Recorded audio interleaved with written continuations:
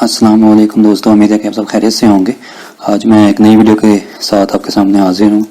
आज मैं बताऊंगा आपको कि principal component analysis one way ANOVA के डाटे पर या वन फैक्टर एनालिसिस जो होता है उस पर कैसे यानी पीसी या प्रिंसिपल कंपोनेंट एनालिसिस आप लगा सकते हैं।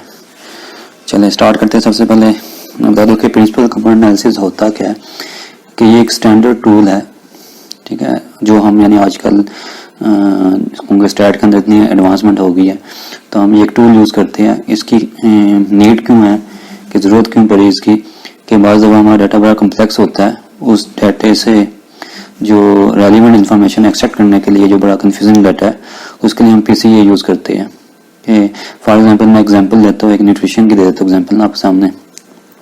जैसे एक हेल्थ है यानी हाइट है एक फैक्टर ना, ठीक है।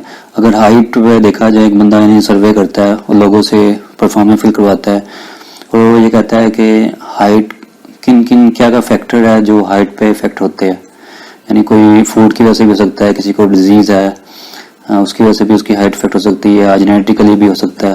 तो ये डिफरेंट फैक्टर्स है, यानी काफ़ी सारे फैक्टर मिलकर यानी हाइट को इफेक्ट कर रहे हैं। तो पीसीए की वजह से हम यानी जिसमें से जो सा सादा जो फीचर है या जो फैक्टर है इफेक्ट कर रहा है हाइट को वो एक्सट्रैक्ट कर सकते हैं। तो पीसीए का बेसिकली मकसद पीसीए वहाँ पे इम्प्लीमेंट होता है जहाँ पे आपका डाटा बड़ा कंफ्यूजिंग है, आपको ट्रेंड यानी मालूम करना है, पैटर्न मालूम करना है। तो उसके लिए हम प्रिंसिपल कंपोनेंट एनालिसिस यूज़ करते हैं, ठीक है। तो प्रिंसिपल कंपोनेंट एनालिसिस का जो मेन मकसद है कि अपने डाटे का पैटर्न आइडेंटिफाई करना होता है कि जो हमारा डाटा है उसका ट्रेंड क्या है, कि इंक्रीजिंग ट्रेंड है, डिक्रीजिंग ट्रेंड है, या जो फैक्टर्स पे इफेक्ट हो रहे हैं कौन से ज़्यादा यानी मायने रखते हैं या इम्पोर्टेंट है, ठीक है। और दूसरी चीज़ क्या है कि पीसीए हमें ये बताता है कि जो हमारे वेरिएबल्स है, जो हमारे पैरामीटर्स है या ट्रीटमेंट्स हैं, उनके दरमियान कोरिलेशन कितना है, कैसा है, यानी पॉजिटिव है या नेगेटिव है, ठीक है। तो इसके बारे में इंशाल्लाह आज डिटेल में मिनी टैब से कैसे लगाते हैं उसके बारे में डिस्कस करेंगे। चलिए स्टार्ट करते हैं। सबसे पहले मैं मिनी टैब ओपन कर लेता हूँ। ये मैंने मिनी टैब 18 या मेरी वेबसाइट से भी डाउनलोड कर सकते हैं, तो मैंने वेबसाइट पे दिया हुआ अपनी, मैं आपको दिखा भी देता हूँ। तो मेरी वेबसाइट खोले foodscienceuniverse.com। तो यहाँ पे आप यहाँ से ये डाउनलोड कर सकते हैं। मेन वेबसाइट खुलेगी, ओपन होगी, उसके बाद नीचे आएंगे तो यहाँ पे लिखा हुआ डिफरेंट सॉफ्टवेयर, इस पर क्लिक करें। तो यहाँ पे जितने भी रेलिवेंट सॉफ्टवेयर मैंने सारे रखे हुए, ये आपका मिनी टैब पड़ा हुआ है, यहाँ पे क्लिक करें, इस पे के ऊपर क्लिक करें और यहाँ से ये डाउनलोड कर लें। डाउनलोड पे क्लिक करेंगे तो आप ये देखें कि नीचे एक डाउनलोड स्टार्ट हो गया, ठीक हो गया। तो यूँ आप डाउनलोड कर लें मेरी वेबसाइट से। चलिए अब स्टार्ट करते हैं। सबसे पहले आपने मिनी टैब ओपन कर लेना, उसके बाद आपने जो वन वे इनोवा का डाटा है इसको ऐसे अरेंज करना है इस टेबल की फॉर्म में ना। जैसे ट्रीटमेंट है, ये मैंने लेके ट्रीटमेंट मेरी डिफरेंट ट्रीटमेंट्स है, 5 ट्रीटमेंट है, 3 और कंट्रोल है, बाकी 4 ट्रीटमेंट है, ठीक हो गया। और ऐसे ही नहीं डिफरेंट पैरामीटर्स है जो भी आपने स्टडी किया अपने एक्सपेरिमेंट में, जो वन वे इनोवा का डाटा था या वन फैक्टर जो आपने अपने स्टाइल लगाई थी, जो फाइनल टेबल बनाया था उसको आपने ऐसे अरेंज कर लेना, ठीक हो गया। तो उसके बाद आपने ये सारा कॉपी करना है यहाँ से। ये मैंने कंट्रोल सी दबाया, कॉपी हो गया। और मिनी टैब के अंदर यहाँ पे कर्सर रखना आपने यहाँ पे, ठीक हो गया। उसके बाद कंट्रोल वी कर देना। ये डाटा सारा पेस्ट हो गया आपका एक्सेल वाला। अब आपने क्या करना है कि आपने जाना है स्टैट के अंदर, ठीक हो गया। उसके बाद जाना है मल्टी वेरिएट के अंदर, उसके बाद जाना है आपने प्रिंसिपल कंपोनेंट, ठीक है, इस पर क्लिक कर देना, ठीक है। और यहाँ से जितने भी आपके पैरामीटर है ये शिफ्ट दबा के ना आप सारे सिलेक्ट कर सकते हैं। शिफ्ट और जो ना आपका ऊपर नीचे एरो होते हैं उससे नीचे ले जाए तो उसे सिलेक्ट कर ले सारे, और उसके बाद सिलेक्ट पे क्लिक करें तो अब यहाँ पे सारे पैरामीटर आ गए, ठीक हो गया। उसके बाद यहाँ पे कोरिलेशन ये ऑलरेडी सिलेक्ट होता है तो करने की जरूरत नहीं है। उसके बाद ग्राफ के अंदर जाना है आपने, यहाँ से आपने ये सारे ग्राफ, इनमें से 2 इम्पोर्टेंट ग्राफ मैं बता दूंगा आपको, फिलहाल मैं सारे सेलेक्ट कर रहा हूँ आपको बताने के लिए क्या क्या है इनमें ना ऑप्शंस। ओके कर देना। और स्टोरेज के अंदर आपने कुछ सेलेक्ट नहीं करना, बस ओके करना है इसको, और उसके बाद दोबारा ओके कर देना, ठीक होगा। ये आपका पीसी लग गया, ठीक होगा। हाँ मैं बता दूँ इसने मुख्तलिफ ग्राफ बनाया जो आपको रिक्वायरमेंट है आपके ग्राफ की ना, बता देता हूँ। सबसे पहले आपको ये वाला ग्राफ चाहिए, स्क्रीन प्लॉट चाहिए आपको, और आपको लोडिंग प्लॉट चाहिए, ठीक है। ये दोनों यानी इंपॉर्टेंट होते हैं। बाकी जो ये वाला ग्राफ है इसमें ये दोनों ग्राफ मिक्स किए हुए तो इसमें क्लीन करना मुश्किल होता है, इसलिए इसको हम बंद कर देते हैं। इसको मैंने बंद कर दिया। और ये जो है ना इगन वैल्यू जो इगन वैल्यू है ये बताती है हमें कि जो हमारा PC1 है और PC2 है, इसमें दो कंपोनेंट होते हैं जो इम्पोर्टेंट होते हैं, PC1 और PC2। तो ये PC1 और PC2 के अंदर डिफरेंस बता रहा है कि कितना यानी वेरिएबल है इसमें ना। तो ये भी ज़रूरत नहीं होती, सिर्फ ये देखने के लिए होता है कि हमारा जो PC1 और PC2 आपस में इंडिपेंडेंट है। अगर ये इसी रेंज में होता तो उसका मतलब है इसमें इतना PC लगाने की ज़रूरत नहीं थी। तो इससे सिर्फ जज करते हैं कि PC1 और PC2 में कितना डिफरेंस है, और ये जो हमारा डाटा है यानी वाकई यानी इस पर PC लग सकता है। देखो यहाँ से ये थोड़ा सा आप यानी डिटेल में जाऊँगा, डिटेल में आप नेट से पढ़ सकते हैं, लेकिन मैं यहाँ पे सिंपल वो चीज़ें एक्सप्लेन करूँगा जो आपकी रिक्वायरमेंट है। ठीक हो गया, इसको ही बंद करते हैं, इसकी ज़रूरत नहीं है। ठीक है, हमें इन दो ग्राफ्स की ज़रूरत होती है, एक स्क्रीन प्लॉट और एक लोडिंग प्लॉट, ये ध्यान में रखना आपने ना। अब मैं बताता हूँ कि ये क्या एक्सप्लेन कर रहे हैं। ठीक है, सबसे पहले हम इसको देख लेते हैं। ये वाला जो ग्राफ है ये शो कर रहा है आपको ट्रीटमेंट्स को, और ये जो उनसे है ग्राफ ये आपकी पैरामीटर्स को शो कर रहा है। ठीक हो गया, पहले इसकी सेटिंग कर लेते हैं। ठीक है, डबल क्लिक किया, बड़ा कर लिया मैंने। इसके बाद ये ज़रूरत नहीं है हमें ये क्लिक करके इसको डेल दबाएगा तो डिलीट हो जाएगा। ठीक हो गया, और उसके बाद आप इसको क्लिक करेंगे, ये सारे सेलेक्ट हो गए। राइट क्लिक करेंगे इसके ऊपर और इस पर करेंगे आप ऐड डाटा लेबल्स। ठीक हो गया, यहाँ पे जाएगा यूज़ लेबल, यहाँ पे क्लिक करेंगे तो हमें यहाँ पे ट्रीटमेंट है ना, हमारी ट्रीटमेंट शो करनी है। ट्रीटमेंट में क्लिक किया और उस पर सेलेक्ट किया। ठीक है, उसके बाद इधर आ जाएगी, उसके बाद ओके कर देना। अब ये देखिए यहाँ पे आपकी ट्रीटमेंट सेलेक्ट हो गई है। अब इनके फ़ॉन्ट चेंज करने हैं तो हमें दोबारा क्लिक करना है इसके ऊपर, ये सारी ट्रीटमेंट सेलेक्ट होगी। राइट क्लिक करना है और एडिट डाटा लेबल्स। ठीक है, यहाँ पे आप फ़ॉन्ट बोल्ड कर दे इसको, अगर आपने 12 करना है तो 12 कर दे। कलर चेंज करना है इनका, कलर चेंज कर दे। ठीक है, आपकी मर्ज़ी है, ओके कर दें। ये देखिए अब फ़ॉन्ट बड़ा हो गया। और आपने अब वहाँ इंडिविजुअल सेलेक्ट करना है तो आपने डबल क्लिक एक पे करना तो एक सेलेक्ट हो जाएगा, इसको ड्रैग करके नीचे ले आना है। ठीक हो गया, ऐसे ताकि वो ऊपर से डबल क्लिक करेगा तो ये एक पे सिलेक्ट हो जाएगा। ठीक हो गया, ऐसे आप यानी अगर मुख्तलिफ कलर देने, आपने टी नोट को ये कलर दे दिया, T1 को आपने कोई और कलर देना तो दोबारा आपने राइट क्लिक करके एडिट पे जाना और यहाँ पे कलर चेंज कर दें। ठीक है, डिफरेंट कलर भी दे सकते हैं, आपकी अपनी मर्जी है। जैसे मैं डिफरेंट दे दिया, जैसे T2 को आप डिफरेंट दे दें, डबल क्लिक करेंगे सिलेक्ट हो जाएगा, सिंगल सेलेक्ट हो, बस ये सारे सेलेक्ट ना हो। ठीक है, फिर चेंज हो जाएगा ये कलर। यहाँ पे आप कोई और दे दें कलर, जैसे मैंने ये दे दिया, यूँ आप सारों के कलर, ये थोड़ा सा वो हो गया मध्यम, तो मैं कोई और सेलेक्ट कर लेता हूँ उसकी जगह डार्क कलर ताकि नज़र आए, ब्लू कलर कर लेता हूँ। ऐसे आप यानी फ़ॉन्ट भी चेंज कर सकते हैं, कलर भी चेंज कर सकते हैं। ठीक है, अब नीचे जैसे ये वाले हैं ये दाने, इसको भी आप चेंज कर सकते हैं। राइट क्लिक करेंगे, एडिट सिंबल, यहाँ पे कस्टम में जाएंगे और यहाँ पे आप ये चेंज कर सकते हैं जो भी आपने रखना है। अभी फिलहाल ये वो मैंने ये कर दिया। कलर भी चेंज कर सकते हैं, जैसे हमने ट्रीटमेंट का किया ऐसे इसका भी कलर कोई चेंज कर सकते हैं, आपकी मर्जी है जो भी करना है आपने। मैं कर देता हूँ, और उसका साइज़ भी 2 करेंगे तो बड़ा हो जाएगा। ये देख लें, देखिए साइज़ बड़ा हो गया। ठीक हो गया, यूँ सेटिंग कर लेनी है आपने। अच्छा, अभी ये चीज़ शो क्या कर रही है आपको ना, ये भी बता दूँ आपको। यानी जो T नोट आपकी कंट्रोल है और T1 आपकी यानी पहले ट्रीटमेंट है। ठीक है, आप ये जैसे कि ये जो सा इसमें इन्होंने क्रॉस लगाया हुआ है, 4 पार्ट्स बने हुए हैं, ये कोऑर्डिनेट कहते हैं इसको, ये 4 बने हुए हैं। अब यानी इस पार्ट के अंदर T नोट और T1, इसका मतलब इन दोनों में इतना डिफरेंस नहीं है, लीस्ट सिग्निफिकेंट है ये आपस में ना। लेकिन T नोट का T4 के साथ डिफरेंस बहुत ज़्यादा है, यानी सिग्निफिकेंट इफेक्ट है। जितना T नोट से जो ट्रीटमेंट दूर है उतना ही कंट्रोल के साथ उसका डिफरेंस ज़्यादा है। जैसे T नोट T4 सबसे दूर है और डिफरेंट यानी उस पार्ट के अंदर है, तो उसका मतलब है कंट्रोल से T4 हाईली सिग्निफिकेंट है। ऐसे T नोट T3 से हाईली सिग्निफिकेंट है, T नोट T2 से हाईली सिग्निफिकेंट। तो ये शो कर रहे हैं हमें ट्रीटमेंट का आपस में क्या ट्रेंड है। लेकिन T नोट और T1 का आपस में इतना डिफरेंस नहीं है। ठीक है, तो जैसे आप देख भी सकते हैं टेबल से, जैसे ये शो कर रहा है T नोट और T1, देखिए ये इतनी वैल्यू में फ़र्क नहीं है, लेकिन T2 की वैल्यू बढ़ रही है। ठीक है, इससे काफ़ी ज़्यादा डिफरेंस है। तो टेबल के डाटा से भी आपको शो हो रहा है, लेकिन इससे यानी जो PCS है हमें इजीली यानी देखते साथ पता चल जाता है कि हमारे ट्रीटमेंट में क्या ट्रेंड है। अगर आपकी सारी ट्रीटमेंट इधर होती या इधर होती है कि उसमें होती है तो उसका मतलब आपस में कोई डिफरेंस नहीं है। ठीक है, तो यहाँ से आप ट्रीटमेंट का ट्रेंड देख सकते हैं कि ट्रीटमेंट का ट्रेंड्स क्या है। अच्छा, एक और चीज़ होती है कि फर्स्ट कंपोनेंट और सेकंड कंपोनेंट, इनकी आपने परसेंटेज लिखनी होती है। ये मैं बता दूँ कि आप कहाँ से देखेंगे परसेंटेज ना। मैं इसको मिनिमाइज़ करता हूँ 1 मिनट। ठीक हो गया, और ये एक पीछे यानी आई हुई आप देख सकते हैं। ये मैं थोड़ा सा इसको वो भी कर देता हूँ, ये प्रोपोर्शनल है, ठीक है। इसको मैं अगर ये इसमें यानी जो प्रोपोर्शन है इसमें ये 0.98, एक PC1 जी आपका और PC2 आपका है 0.041, ठीक है। तो आपने क्या करना है कि 0.948 को मल्टीप्लाई करना है 100 के साथ। मैं कैलकुलेटर खोल देता हूँ ताकि आपको समझ आ जाए, ठीक है। कैलकुलेटर मैंने खोल दिया। अब मैं मल्टीप्लाई करता हूँ 0.948 मल्टीप्लाई बाय 100, ठीक है। ये कितना 94.8। तो आपने जो फर्स्ट कंपोनेंट है इसमें डबल क्लिक करेंगे तो यहाँ पे ये खुल जाएगा और यहाँ पे आपने लेना है कितना आया था कैलकुलेटर देख लेते हैं, 94.8, 94.8, ठीक है। परसेंट है ये, 100 से मल्टीप्लाई किया परसेंट, ओके कर देना।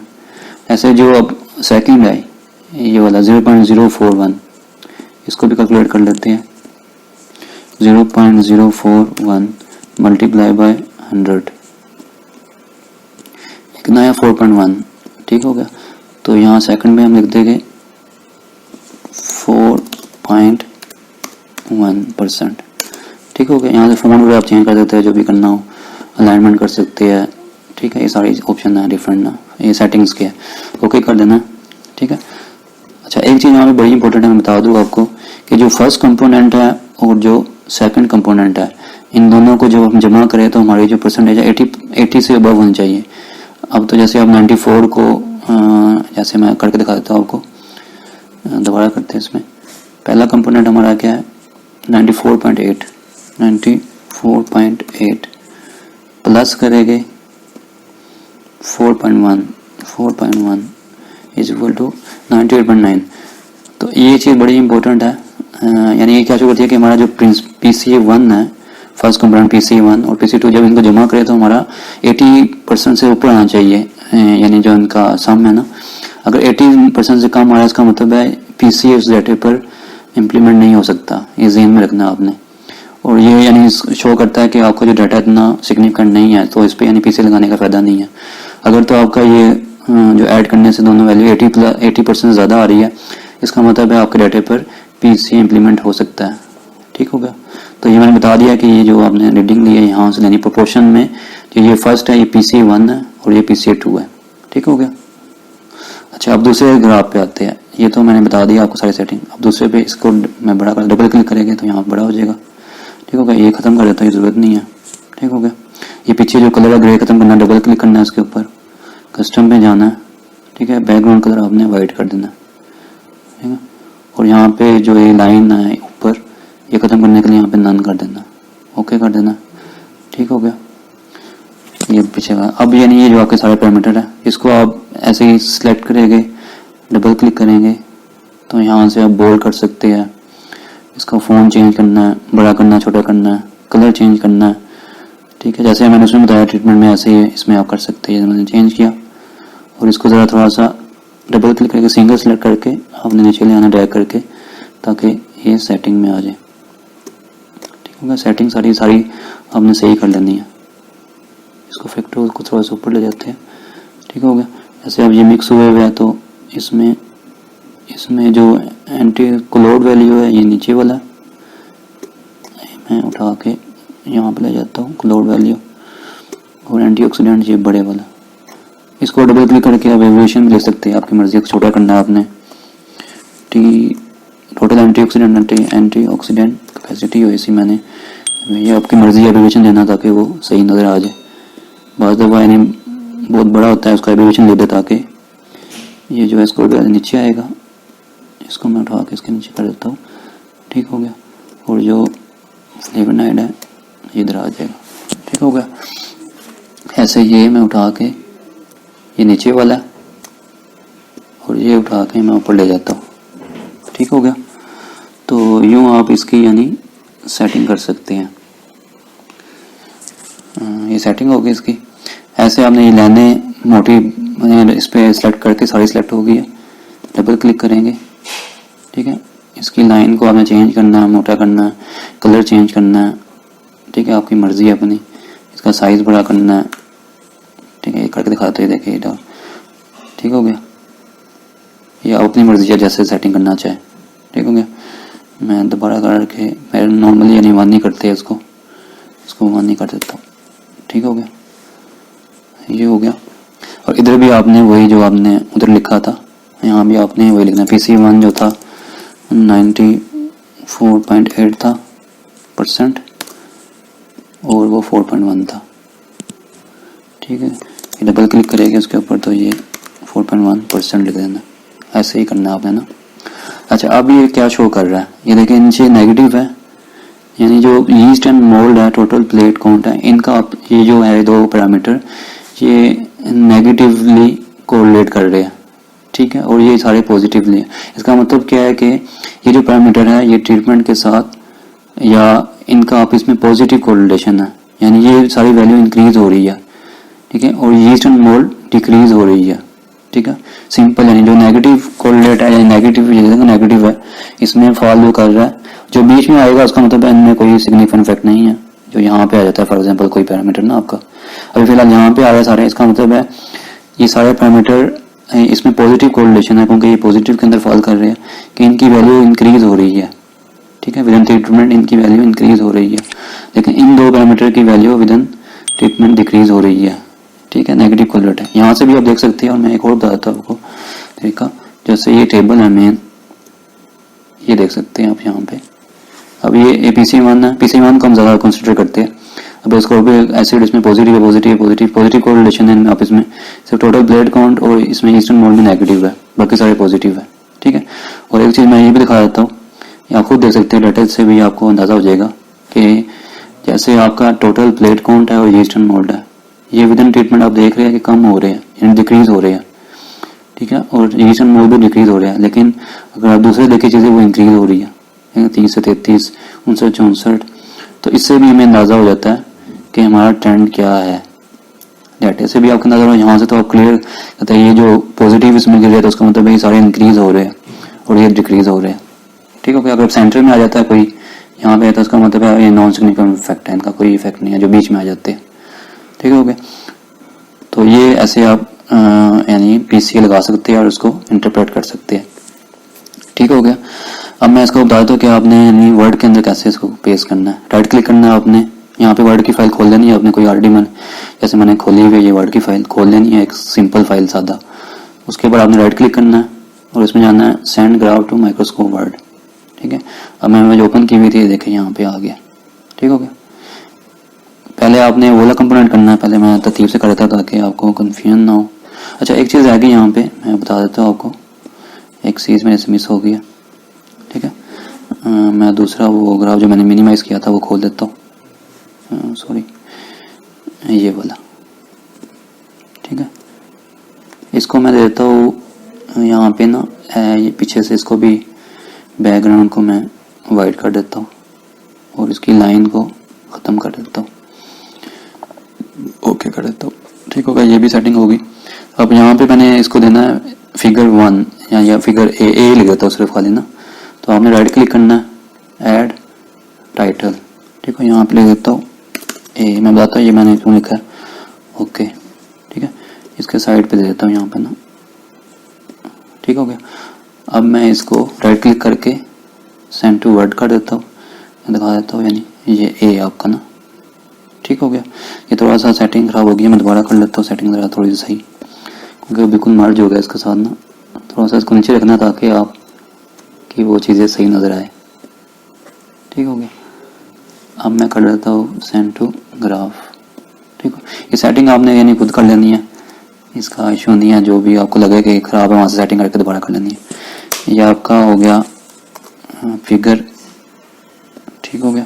अब दूसरी फिगर हम कर लेते हैं, इसको मिनिमाइज कर लेते हैं और ये खोलते हैं ऐसे। इसमें हम दे देते हैं टाइटल बी, ठीक है, ऐड टाइटल, इसमें हम बी कर लेते हैं, ओके, और यहाँ पे बी लिख देते हैं, ठीक है। ऐसे इसको भी हम सेंड टू ग्राफ कर देते हैं। अब मैं वर्ड की फाइल खोलता हूँ, ये देखें ये दूसरा भी इधर आ गया, ठीक हो गया। तो ऐसे आप PC लगा सकते हैं। आप थोड़ा सा इंटरप्रिटेशन में बता देता हूँ आपको ताकि थोड़ा सा अंदाजा, एक तो जनरल होती है, मैं दिखा देता हूँ आपको, जैसे प्रिंसिपल ये आपने ऐसे ही लिख देनी है, principal perform to estimate relationship between quality parameters.